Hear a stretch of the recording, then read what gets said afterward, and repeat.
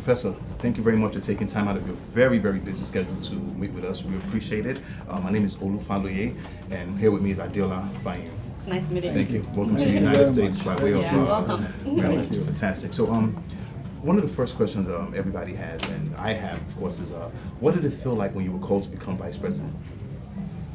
Well, I was quite frankly surprised because I hadn't thought, the speculation had been on, Okay. because I, amongst others, and you know the way these things are, there's always a lot of speculation. Yes. But I thought my name was just to add a bit of spice to the numbers. All right. I really didn't think that I would emerge as the candidate. So I was quite surprised. Yeah, Yes. All right, so one of the reasons why we have a vice president is in case anything happens to the president, so that he can step in. Now we're praying that whoever becomes president will live a long and fulfilled life. But Amen. should anything happen to the president, if you become the vice president, are you prepared to become the president of the Federal Republic of Nigeria? And if that should happen, how do you think that the North would react to that, considering the uncompleted term of Adeola? Well, I think that I'm certainly prepared to serve the nation in whatever capacity I am elected to or I find myself in. And I think that one of the key things is that we must present, and what we're presenting to the nation is a set of policies, not individuals. We'll try to make that extremely clear, and General Buhari himself has made that clear, that he is coming on a platform, and this platform is a platform of change. We're looking at how to turn the direction of our country around, especially the Nigerian economy, the issues of corruption, issues of security. And I think that he's made it very clear that this is a team effort. This is what the platform is producing. And in my view, what would upset anyone is if for any reason there's some unfairness or injustice in the way that anyone were to emerge, whether it is by election or by succession. I think that Nigerians are very fair-minded people, and what they would always want to see is a measure of justice, a measure of fair play, and a level playing field. I think that's the way that is what will condition response, whatever that response will be. Okay. Thank you very much for that. There's speculation that they want you to resign so that Tinubu can fill in that. That's been going on. It's not even going on. This is Femi Fani-Kayode. Right. This is his imagination. He's the one who created this story. And of course, the way these things go. I mean, if you make a juicy enough story, I suppose exactly. It will make the rounds. But it's an absolutely absurd proposition, and I must tell you that it's absolutely absurd.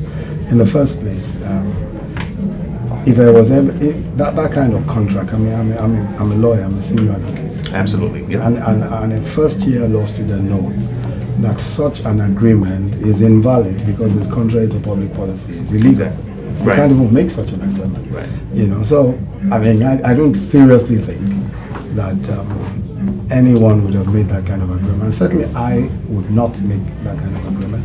And we must say, in fairness to Governor Tinubu, he certainly is not someone who would make that kind of agreement. I think that he has a reputation for supporting good candidates, right, and several people across, especially in the former ACN and the APC, yes, who are governors, right, Fashola, Ajimobi, Amosu, Fayemi. Right. All of these individuals are outstanding. Edo State, Oshiomhole, all of these are outstanding individuals. Absolutely. I was Attorney General and in his administration for 8 years. Right. He allowed, some of the most far-reaching reforms in the judiciary, appointing some of the most independent judges that the country has. In fact, everyone knows that the judiciary in Lagos is by far, the best. And even when EFCC files cases, they prefer to file them in the High Court of Lagos. Right. I think that we must be fair. That here is a person who's the only thing you can say, from the record, that is that he's always pushed for very good people. That's the only thing you can say. Anything else is absurd, frankly. Yeah, And certainly this story doesn't make any sense to me. So, by all indications, if you win this election, then you will meet a country that is broke, because we are broke. The foreign reserve is down. How do you plan on financing all these changes that you've been preaching? I mean, would there be like increase in taxes and stuff? How do you plan on doing that? Well, let me say first that Nigeria's problem, the main problem, isn't that Nigeria is broke. That's not the main problem. The main problem is the way the country is run. The main problem is corruption and continuous stealing of the country's resources. That's the main problem. And it doesn't matter how much you earn. If there's continuous theft, if there's continuous corruption, it wouldn't make any sense. Now don't forget that 2007, 2008, 2007, oil prices were at $147 a barrel. And then sharp drop to $38 a barrel. But it was at that same time that we had the highest reserve so far, 62 billion, even when oil was at $38 a barrel. Now, when let's fast forward to 2011, 2014, and you've had the highest oil prices in the history of the oil industry, consistently, that is, $100 to $115 a barrel, and our external reserves have fallen to now to close to 32 billion. In fact, when you look at the configuration of the reserves, a lot of it is spent. So the issue, as you can imagine, is not so much the fact that oil prices have fallen or that we're earning less, because when we were earning a lot, we didn't have it. The reserves just simply wasn't there. And the question we ought to ask, and which we've asked repeatedly and for which you would not receive an answer, is so what happened? What has happened to, when you look at the graph of this, you will see oil prices rising. You will see oil prices rising consistently over 5 years. And then you see reserves dropping. And there's a huge hole between 2011 and 2014, huge hole. That hole is corruption. That hole is just a lack of transparency. So the very first thing that we ought to do, and which we will do as an APC government, by the grace of God, is to block this corruption, to stop the corruption. That's the first thing that you must do. You have to stop the corruption in the foreign earnings of Nigeria. We're our sole source of foreign exchange is oil. 75% of our revenue comes from oil. So if some people have captured the oil and they are dealing with those reserves as they please, then obviously there will be a problem. So that's the first step. Second is prioritization, because whatever we earn, we must decide what it is we want to do, what is important to us to do. And for us, priority will be industry, will be creating jobs, right? Priority will be cleaning up the business environment so that more entrepreneurs can come in and do business. Priority will be, of course, security, education, and all of those kinds of things. But having said so, how do you make money? How do you, is it so difficult to make money, especially when you have the resources that we have? I don't think that that is the case. And I think that one of the things that we ought to look at is what are the potentials that we have. Look at agriculture, for instance. We think that just working on agriculture efficiently enough, we can do all manner of things. Our scheme is to look at small holdings rather than necessarily big commercial agriculture for a start. Of course, big commercial agriculture will be encouraged, but we're looking at smallholder farmers, because first, when you look at agriculture's contribution to GDP, it's actually declined, despite all the noise that the federal government has been making. If you look at what it was in even just 2010 to now, it's declined from about 24% to 22%, and it was much higher. So we think that agriculture must be a major contributor to GDP because it's the easiest and fastest employer of labor for a country such as ours. And you have to encourage those smallholder farms. So how do you even do that? Our plan is, for example, take rice. You have Thailand rice, you have Indian rice, you have Vietnamese rice. That's what you find in our markets. How come those brands are there from those countries? They did what other countries like themselves who have succeeded in being net exporters of rice do, which is what we intend to do. And that is by ensuring that government is able to pay a price, a minimum price, to farmers who farm that particular product. So for the rice farmer, the government guarantees a price. Because that price is guaranteed, we're able to ensure that loans, credit is, anyone who is offering credit is able to offer credit, knowing that the farmer will be able to pay back. And then that value chain, the whole storage and milling value chain. And there are quite a few people already who have jumped into storage and milling, especially milling. We've got so many milling companies coming up now. But we need to be able to encourage them to understand that, first of all, we're going to take rice production seriously, just as an example, seriously. A lot of millers, if you look at what the millers associations are saying, is that, look, here we are, we have all this equipment, we're ready. But the government isn't taking this as seriously as it ought to. And there's a lot of talk about indigenous Nigerian rice. Well, where is it? It's not even in the markets. So we think that government has to actually take ownership of that project. And that's why we think when government pays, that's a supply side type of subsidy. We think it's that type of supply side subsidy that will help and encourage jobs in farming, build up a real, a real opportunity in agriculture, and of course jobs will be created. So for us, it's really more efficient management and some more focused ideas on the things that we think ought to be done. All right. Yeah, thank you. So even people who disagree with the current President Goodluck Jonathan, agree that the country needs to be restructured. He's even gone as far as promising to implement resolutions for the national conference if he's reelected. The look on your face says everything. So, and I know you're from the Southwest, where Nigeria's restructuring is a very, very important issue. So, first of all, do you think Nigeria can be rescued without a major restructuring? And how will you and the new government restructure Nigeria? Let me say quickly. Yes. First, President Jonathan, what he said has some reason for the national conference. Was that as soon as the national conference submits its recommendations, they'll be handed over to the National Assembly. There'll be no intervening agencies or intervening anything. That's what he said. And his promises are there for all to see. All of a sudden, National Conference releases its report. It goes first back to him. He says it's gone to the Attorney General. I don't know where it is now. And then he now says that when I am re-elected, I will now implement. Come on, this is just absurd. We shouldn't really take President Jonathan too seriously on these issues. The other thing I want to say about restructuring is that there are many issues around restructuring, but we think that one of the most important issues in restructuring is fiscal restructuring, fiscal federalism, and giving more autonomy to the states. We do not necessarily, APC does not necessarily agree that we need to go back to regions or any such thing, as some people have suggested.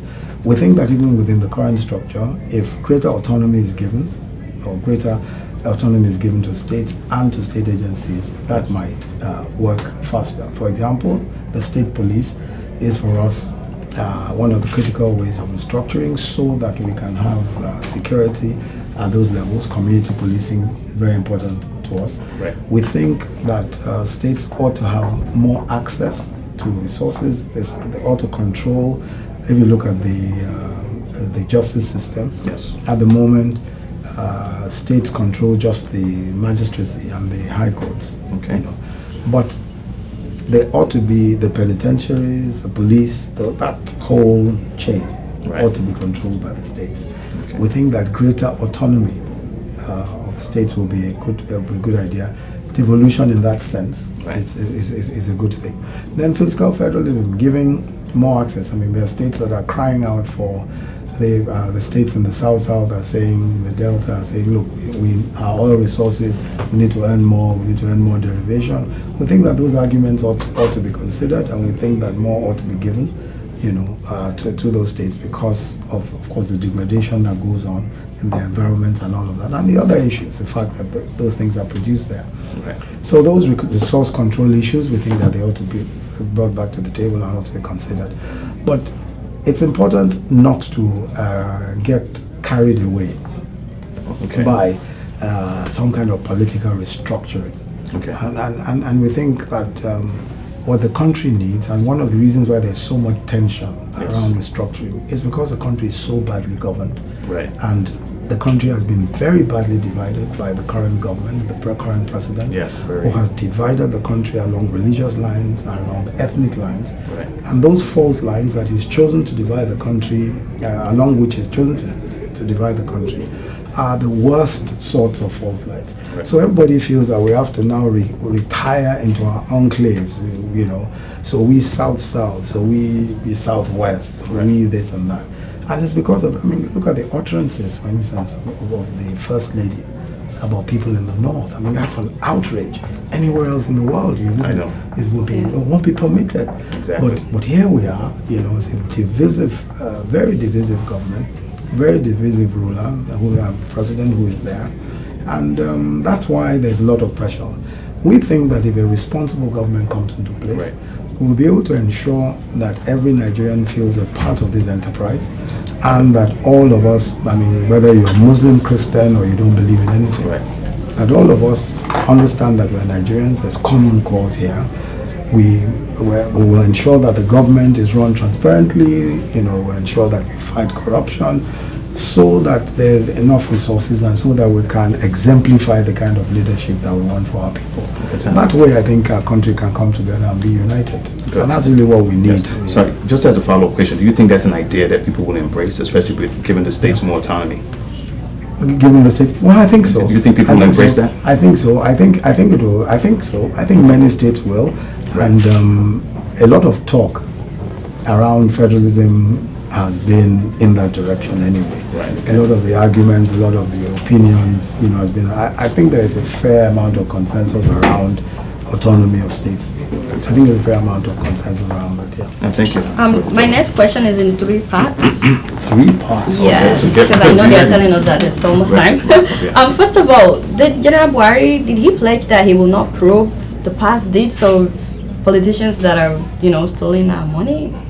I really haven't heard his comments, Okay. but I think that the major issue for him is that everything that is being investigated, issues that have been investigated, will continue. The issues that are in court will continue. What about And that- issues that are not being investigated right now? Does that mean people that have stolen and it's not being investigated, does No, that no, mean they no. will go scot-free? Well, I don't think that will necessarily be the case. Frankly, his position has always been, how far back can you look, and that you've got to be careful not to be setting up probes, to be, you know, as it were, investigating previous governments. And because corruption has eaten so deeply, if you look everywhere, you may not have enough time to even concentrate on the things that are important to do. But I think that what is important is that cases of impunity, cases where obviously cases that have seriously affected the economy of Nigeria cannot go unnoticed. I think that such cases will be noticed, and such cases would have to be considered. All right, so the second part is when we wanted to do this interview, a lot of people sent us questions on Twitter, and most of the people are like, I have no jobs. Just, you know, if he doesn't talk about anything else, what's Jobs. his plan about getting young people employed? Yeah. I think that that's a key issue, and the APC manifesto is extremely clear on that. As a matter of fact, the central issue in our manifesto is jobs. In fact, we repeat it: jobs. That's a central issue. And we ask the question with respect to every policy: how many jobs will this create? Every policy in our manifesto. We've talked about agriculture and what we expect to happen there. We also have a whole job plan, you know, which we intend to look at. We start with an emergency job plan. The emergency job plan is the creation of 20,000 jobs per state. That's a direct creation of jobs backed by the federal government. The reason why that is so is that 80% of graduates have no jobs. So there's a real emergency out there. And you can't say we're going to wait until industry picks up, because industry picking up also has power. You need to sort out power, you need to sort out infrastructure. So the direct creation of jobs is something that we're looking at. And that would be 20,000. If 20,000. you guys get in power, we should expect at least 20,000 employment in each state. Yeah. That's what we're looking at. Of course, it's a phased program. We can't create 20,000 jobs on day one. It's a phased program. But then there will be subsequent employment. Okay. Well, that's emergency. That's pure emergency. That's not the plan. That's not at all. The plan is actually to then look at areas where we can actually create jobs. And one of the key things that we're looking at is creating commercial clusters, and industrial parks. I'll give you an example of the industrial park. The industrial park or technology park, as we described it, is a place where government puts infrastructure, including an embedded generation. We put a generator, we generate power in the place, we put infrastructure, internet, and all of that. The whole idea is to bring in young people who are interested in technology and who have startups in technology to work from those parks. Nice. Okay. Now, we want to be able to do those parks in several different parts of Nigeria. Now, we have, for example, I'll just give an example of something that's already going on.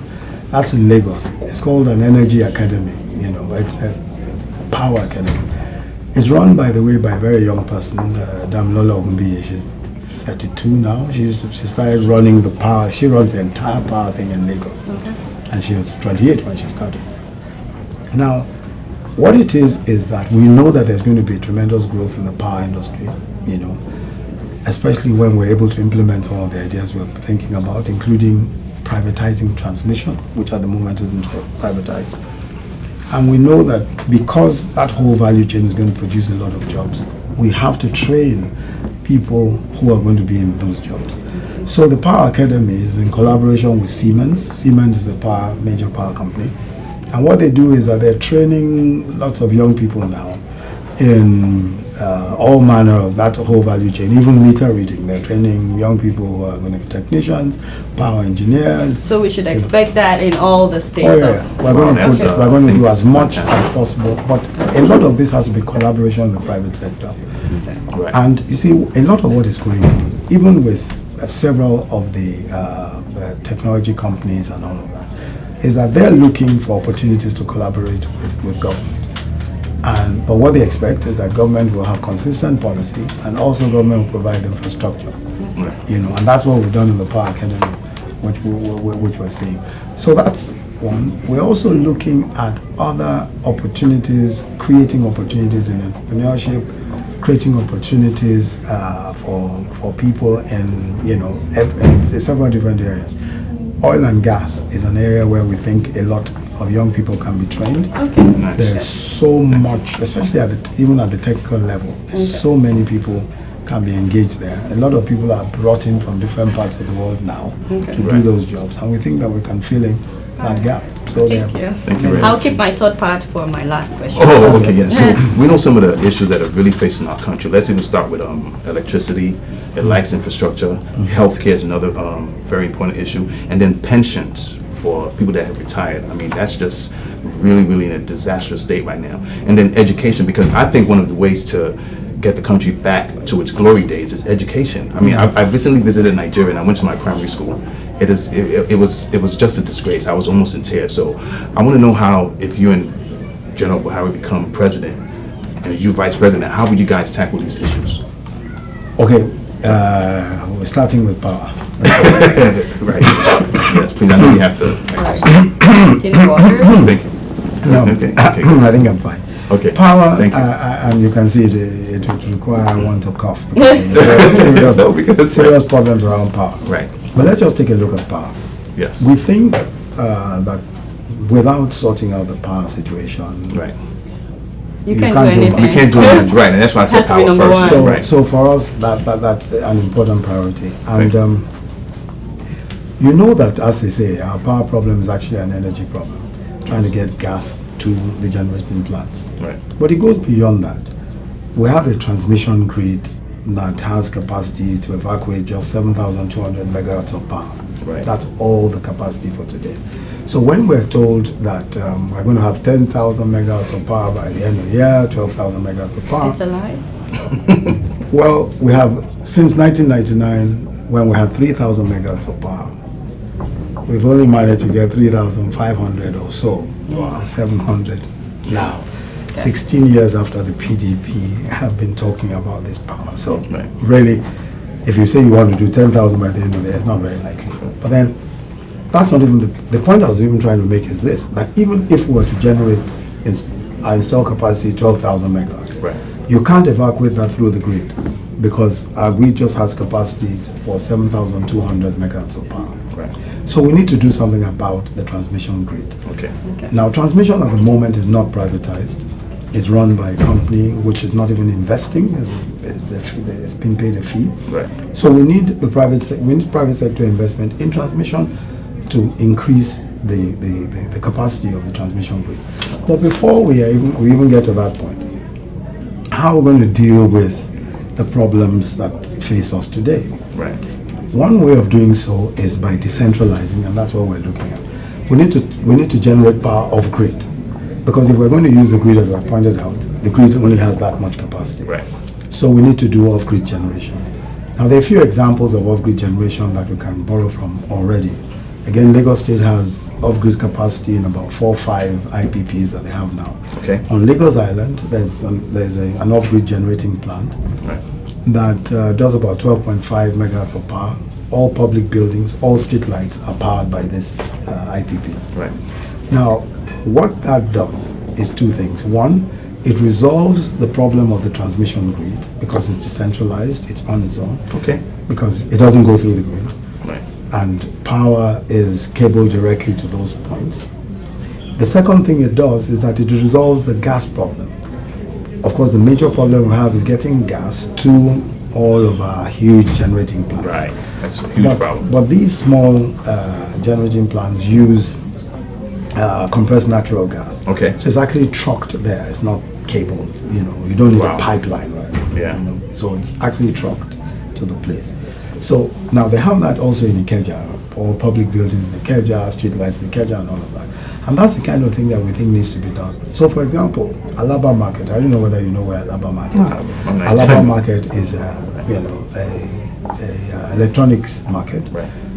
And we can have embedded generation in Alaba Market. Okay. 20 megawatts of power. Put it right there.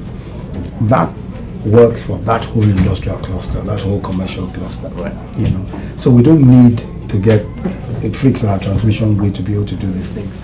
And we think that these small IPPs will be very useful in the short to medium term as we fix our gas problem. Right. And again, fixing our gas problem is somewhat complicated because and part of the reason and part of what we need to do is this. A lot of gas producers export their gas, right, and they make money from the export. Selling their gas locally, the price is capped, so it doesn't really make sense for them to sell gas locally. So we need some export parity. We need some parity with export prices. Right. So we need to rewrite the rules about that. We also need to rewrite the rules about generation, because at the moment the threshold for private generation is about 1 megawatt of power. Right. So you need to, except if you're a state. So for private generation, we need to rewrite the rules. Right. Yeah. Sorry, I have to cut you here because so we can even ask the last question. People are saying that if this administration should fail to rescue the Chibok girls, yes, what's your plan to rescue them? And my last question is, if you don't win this election, because anything could happen, are you gonna go back to being a clergyman, or you will continue in politics? Okay, the Chibok girls. I think that the most important thing about what we will do about the Chibok girls is that we'll prioritize it. This is absolute priority for us. Yeah, security is the main concern. Yeah, and security in Nigeria in general. But it's not hasn't been prioritized. Okay. And that's the point. I mean, I'm talking about the Chibok girls now, about the rescue of the Chibok girls. Right. Because aside from, security in a general sense, about resolving the issues out there, I think those girls represent for us, a huge injury, and every day that they're held there is terrible for our psyche as a nation, terrible for the parents of those children and all of that. I have 2 daughters myself, and I don't know how I would have coped if I were a father to any of those children. So it's a matter of, first of all, putting this on the table as priority day So that by means day. you will go after them, or? Definitely, Okay. definitely, Yeah. day by day. I mean, it will be an issue that we have to look at day by day. We're not going to be theorizing about, trying to politicize it in a way that. And if you don't win this election, are you going to If I go don't back win to this, being a if we clergy? don't win, if we in the most unlikely event that we will not win this election, as a Okay. matter of fact, we will win Well, this election. yeah. But if I don't win this election, I'm a practicing lawyer. I'm a senior advocate of Nigeria. I'm a pastor. I'm also a professor of law. I teach. So you won't continue in politics? I will continue.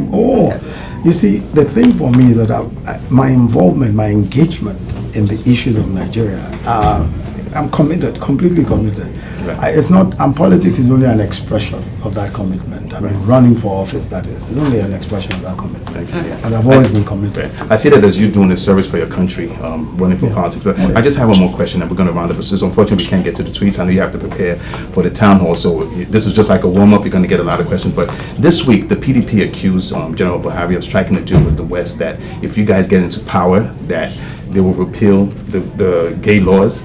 So I wanted to know if you guys would get into power. Not the PDP. Again, it's when I'm carried away. Okay, well, I don't want to give the guy too much shine. I don't want to call his name and everything. Because this is what I read. That, it was him. So, my question is, first of all, do you think the gay laws in Nigeria is a violation on human rights? And is it true that if you guys get into power, you repeal those laws to benefit the West? And will you guys move in a direction like what South Africa is doing, where they think, the gay laws is like a human, it's a human right issue? Well, the most important thing is that the gay laws that have been passed are a reflection of the thoughts and of the desires of the Nigerian people. Okay. Because they were passed in the Democratic National Assembly, yes, who voted for this, both houses of the National Assembly. Right. And the only way by which we know the will and wish of the people of Nigeria is through the elected representatives. That's it. Okay. So there's no question at all that unless there's a change of that opinion by the people of Nigeria, as evidenced by their representatives, certainly it will not be, the APC has no such plans and no such desires. As a matter of fact, this is just not priority at all for the APC at all. It is not priority. It's not something that's even come into discussion. It's not priority at all. I mean, look at the pressing problems of this country. I know. 110 million extremely poor people. I think that it's not. Professor, I know we have to round up. Thank you for agreeing to do this interview. Yes, thank you so much for your time. It's nice meeting you. Thank you. Good luck. Good luck. 2 weeks away. Thank you, keeping it real. Yes.